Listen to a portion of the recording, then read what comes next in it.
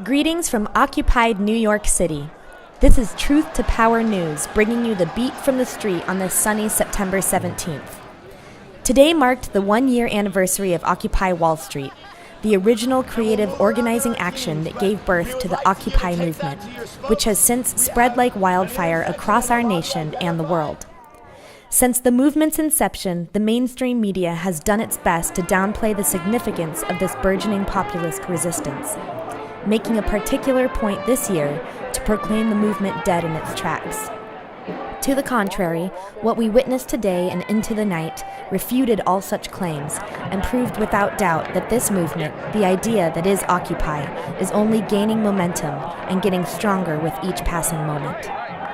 Beginning at 7 a.m., the actions revolved around the theme that all roads lead to Wall Street, and were comprised of 4 separate blocks of affinity groups working towards the collective goal of disrupting business as usual.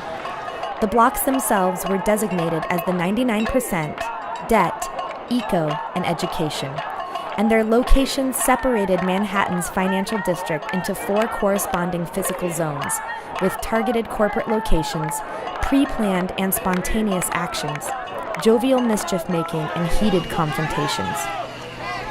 A central action to the day was the People's Wall, which was to serve as a mobile barrier of pedestrian traffic, circulating seemingly without reason in an attempt to protect those people in the middle who chose to sit in the streets and practice nonviolent civil disobedience. Several of the demonstrations reflected months of planning and included provisions for alternative plans of execution, should a sizable obstacle manifest itself in the moment. This actually happened several times throughout the morning, and we were so impressed by the ability of the groups and individuals present to assess the efficacy of their actions in the midst of the organized chaos, and to disperse and regroup if they found they were losing ground towards their goal. A perfect example was given by the Strike Debt Zone affinity group, whom we followed for the first part of the morning. As the People's Wall began to be kennelled by the New York Police Department in an increasingly aggressive manner, a herd-like mentality manifested within the crowds.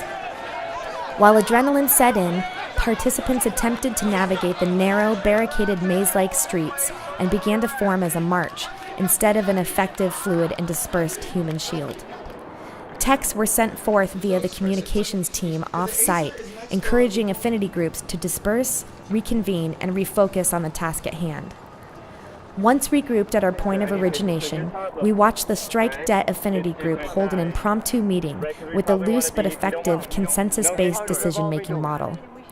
The plan was quickly agreed to and called for the group of hundreds to break into groups of 20 to 25 people, who would then target different locations as effectively as they could.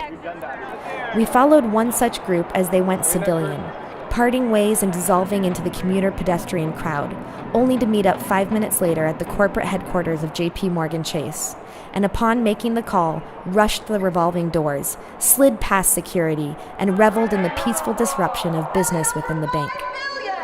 Several arrests were made, the first of 160 to come throughout the day, and included acclaimed NYU professor Andrew Ross and our own Truth to Power News videographer, Chops.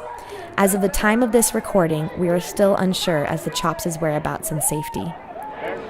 After the morning of actions, a spokes council meeting was held in Battery Park, during which affinity groups and even some unaffiliated gave reports about their actions, their concerns, triumphs, and plans for the rest of the day. The meeting served to enthuse the distraught, rejuvenate the weary, and refocus the thousands of participants before the rest of the actions ensued. After sharing in a chant and cries of fervor, the groups dispersed again and headed towards their targets. Many more demonstrations occurred, and as our numbers grew, so did those of the police, who made their presence palpable, but failed to deter us from our goal. For a movement that is supposed to be dead, to be nothing of note or concern, there were droves of law enforcement out in the streets, on every corner and waiting in every alcove, begging the question of just what this city and governments across the nation are so afraid of. After trading hours closed, the day of resistance moved to Zuccotti Park, renamed Liberty Plaza, not only for its proximity to Liberty Street, but also due to its significance as the birthplace of the Occupy Wall Street movement, the mouthpiece for a rising generation of those that actively seek liberty in all realms of existence. After revelry with community and labor allies, a people's forum was held, during which legal supporters gave reports on the status of our arrested allies, and avenues of networking and project building were shared and explored. For about a half hour, the thousands gathered at the park, grouped into circles of around 10 people each, comprised of those seated next to them, to engage in conversations about where the movement will go during its second year, to build upon one another's experiences throughout the day and throughout our lives.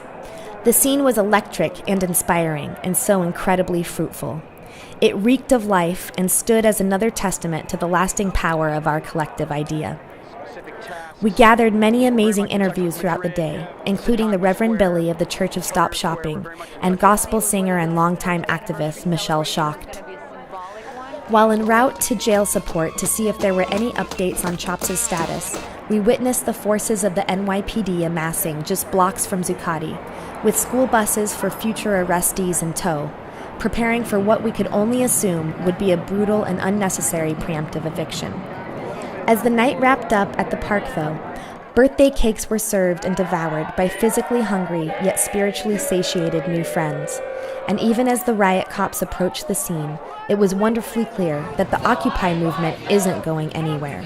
It's growing everywhere, and we look forward to what this next year of growth and movement hold in store.